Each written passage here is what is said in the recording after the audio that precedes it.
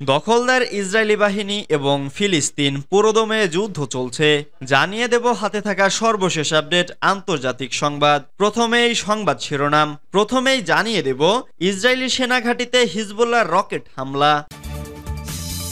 এরপর জানিয়ে দেব প্যালেস্টাইনকে রাষ্ট্রের স্বীকৃতি 3 দেশের, পাল্টা হুঁশিয়ারি ইসরায়েলের। এদিকে ইসরায়েল হামাস যুদ্ধ, পশ্চিমাদের ভণ্ড বলে তোপ দাগলেন মালয়েশিয়ার প্রধানমন্ত্রী। এরপর জানিয়ে দিব মার্কিন ধনকুবেরা কি ফিলিস্তিন বিরোধী মনস্তাত্ত্বিক যুদ্ধ চালাচ্ছে। আরও জানিয়ে দিব দখলদার বাহিনীর মোকাবেলা করুন, পশ্চিম তীরবাসীকে বলেছে হামাস। সর্বশেষ জানিয়ে দিব ভারতের নির্বাচনে মুসলিমদের নিশানা করে প্রচারণা। এতক্ষণ শুনছিলেন সংবাদ শিরোনাম, এবারে বিস্তারিত।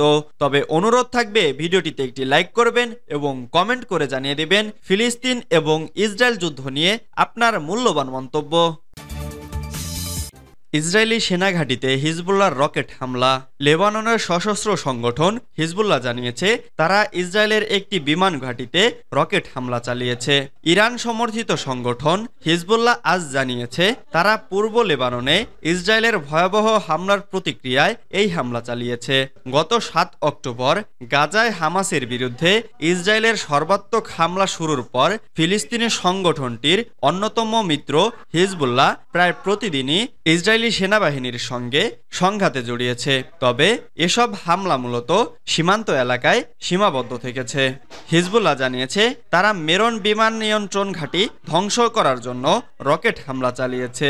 এই হামলা পরিচালনায় একাধিক রকেট লঞ্চার ব্যবহার করা হয়েছে। চলমান সংঘাতে প্রথমবারের মতো পূর্ব লেবাননে হামলা চালায় ইসরায়েল। এর প্রতিক্রিয়ায় আজকের রকেট হামলা চালানোর দাবি করেছে হিজবুল্লাহ।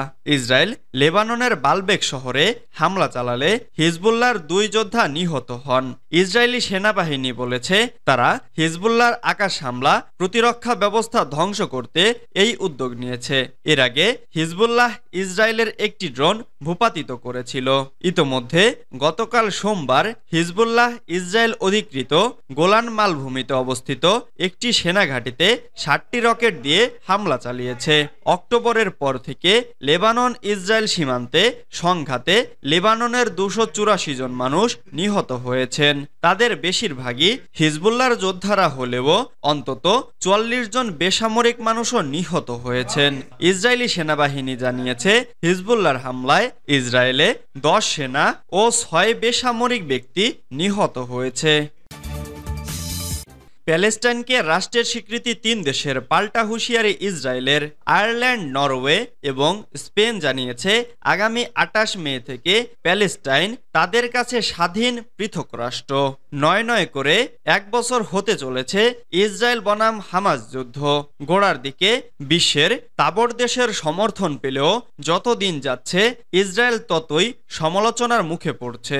দেশের প্রধানমন্ত্রী বেঞ্জামিন নেতানিয়াহুর বিরুদ্ধে যুদ্ধাপরাধ ঘটানোর অভিযোগ উঠেছে লাগাতার। সেই অবহেই আয়ারল্যান্ড, নরওয়ে এবং স্পেন সরাসরিভাবে প্যালেস্টাইনকে পৃথক রাষ্ট্র ঘোষণার পথে হাঁটল।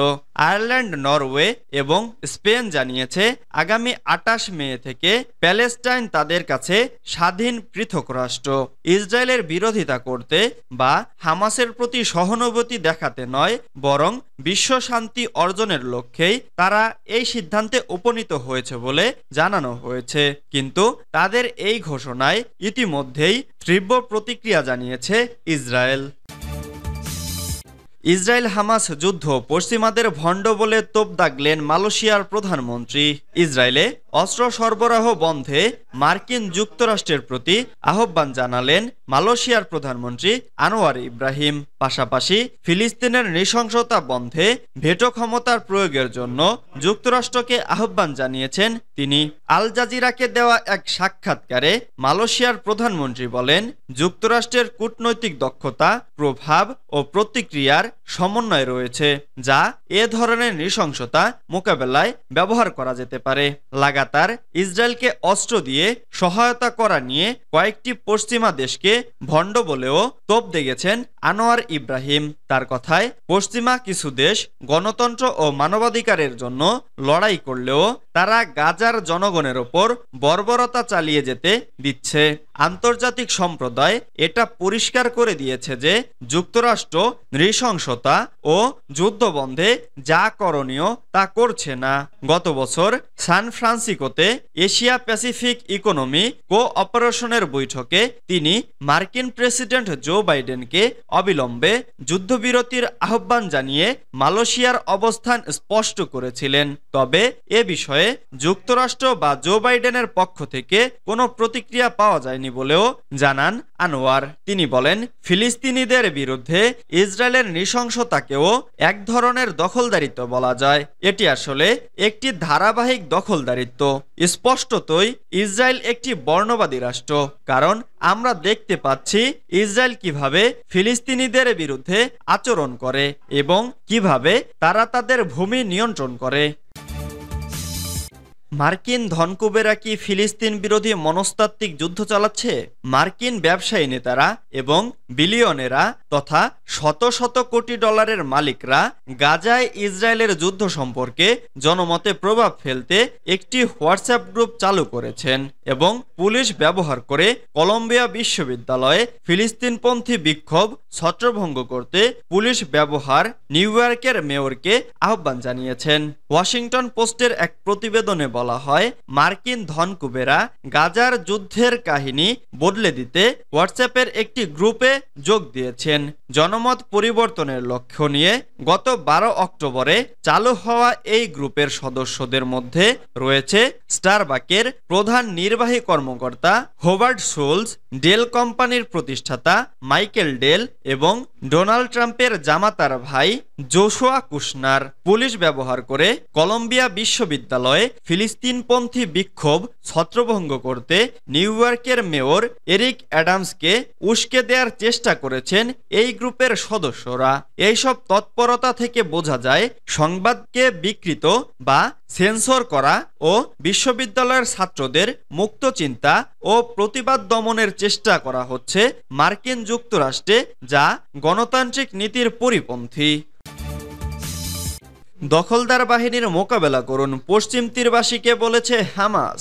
পশ্চিম তীরের ফিলিস্তিনিদেরকে দখলদার বাহিনী মোকাবেলা করার আহ্বান জানিয়েছে গাজা ভিত্তিক ফিলিস্তিনি প্রতিরোধ আন্দোলন হামাস।